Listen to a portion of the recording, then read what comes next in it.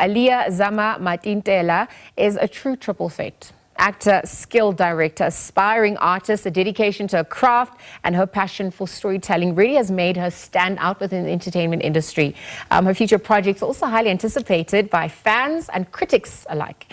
So, as an actor, Aliyah has demonstrated her range of versatility and her commitment to her craft, as well as effortlessly transitioning between different genres and characters. She also has a keen eye for detail and a deep understanding of the art of storytelling. And so she is now joining us in studio this morning on Morning Live to discuss her journey to date and, of course, what we can expect. Aliyah, good morning, and thank you for joining us in the SABC at this hour. Good morning. Thank you for having me. You are such a ball of energy and brightness. Thank you so much for sharing your story. At this point, just your interests and the fact that you're not a triple threat, what sparked that for you? When did you realize that this is your offering, this is what you want to pursue? It actually was a bit by mistake. I wanted to go study psychology, and then my cousin was performing studying at the Market Theatre Laboratory. So we went to go watch theatre there, and I was like, oh, this is nice, let me just apply. And then I applied and I got accepted, and I was like, okay, I am taking this on and I'm going to enjoy it. And yeah, I gave myself a chance, and I realized, well, okay, I got in there as an actor because we did acting in high school. Yes. I did do a bit of directing in high school, but I didn't have the vocab to call it directing. Like, I would put my friends together in arts and culture, or when we had assessments or projects, and like, okay, you move here, but I didn't have the language to call it directing or anything. So when I got to the lab, I did acting, and I was like, oh, I want to do more, I want to tell stories. I have burning things that I want to speak about inside, and I think I like directing. And then I got into the part-time, so as first-time students, you're able to shadow part-time teachers, and I got to shadow Temba Albert Makoma, and I owe him so much because he taught me so much about directing and that I have a third eye, and that's how that came along. And so, speaking about that evolving journey, I mean, you're not only limited to the skill itself. You are part of having these important conversations, looking at political commentary, social justice issues that come to the fore. What stands out for you? What do you also hope to impart through the work, the art that you do? I'm hoping to give people a moment of reflection. Yes. Also because when I started telling stories that had to do with maybe politics, social stories, GBV and so forth, I had a friend called Tulinduvane, and she would always question about, why are you doing this? Why the story? Why this? Why is this important? And at the time I was like, oh, I just want to talk about butterflies. And she's like, you wanting to talk about butterflies is protesting something. And I was like, oh, okay, I have a voice, I need to use it. What's eating me up, And then pieces like Marosa came about, which was questioning men, GBV, and so forth, and how patriarchy hurts everyone. Yes. Pieces like Currently Gold came up, which were dealing about human rights, and Text Me When You Arrive as well, which has, can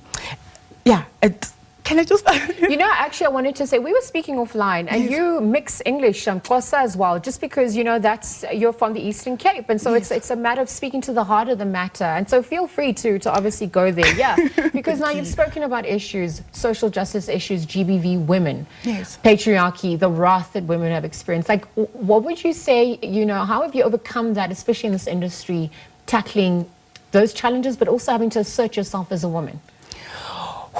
I think that's a daily thing, being in spaces, oh my, usoloko fanele uzikhumbuze uba uzele ntoni kanye ngubani apha kwesi space, and also the community that I do have around me has it's a good fallback to fall on, in terms of if I have an idea and this idea feels very frightening, and it's like, okay, how do we tell this idea?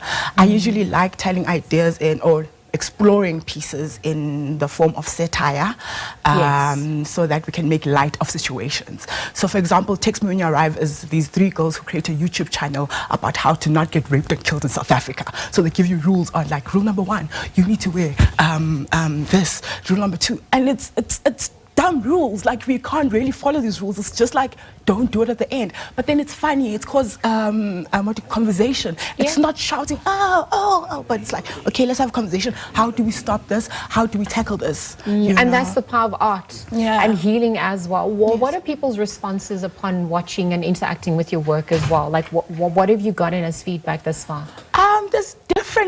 There's different feedback on everything. Sure. Like, I also do enjoy physical theatre, so some feedback will be like, oh, I didn't expect a big person to be able to do physical theatre. Or that's a big voice, why are you doing that? Or there's people who relate, you come in and be like, oh, I'm crying with you. Or like, hey, I think you guys are touching surface level, you guys can go deeper, into the situation. So there's always different types of feedback that we do get. What's the creative process like for you? So, I mean, it's different hats that you're putting on as a director, as an actor as well. How do you get inspired? How do you evoke that and then channel everything to relay the work? I usually like following workshopped, those pieces when I'm in the room and we start creating all together. I enjoy those pieces so much because then we start off with like research first, of course. Maybe there's a topic that I want to tackle. Let's say I want to talk about human rights. What about human rights do I want to talk about? And then we do our research and then we choose a style that we want to tackle. How do we want to tell the story? Do we want to use satire? Do we want to use physical theatre? Do we want to use movement, dance? And then we go into that.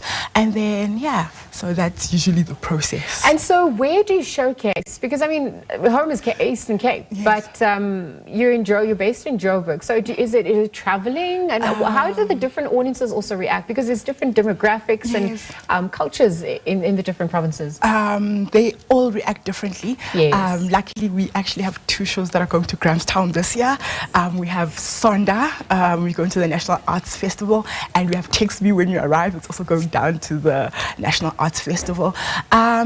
Different places. So we got a chance 2 years ago to perform Text Me in like the townships in with the real audience members and not our creative buddies, and we got different responses. Like, at one point the men wanted to chase us out, like, hey, you guys are talking nonsense, you don't let inside. And we had women who were crying, and so we get different types of reactions. Sometimes they're not really kind and sometimes they are very welcoming. And I mean, there's a target market for everyone. And so it's a conversation start, its ability to heal as well. Thank you for sharing your work and for telling your story. I'm going to leave that conversation there for now and wish you all the best of luck. Aliyah Zama Matintela is a true triple threat. She was telling about her journey. She's an actor, she's a skilled director, also an aspiring artist, joining us in the studio to chat about her journey thus far and, of course, what we can expect.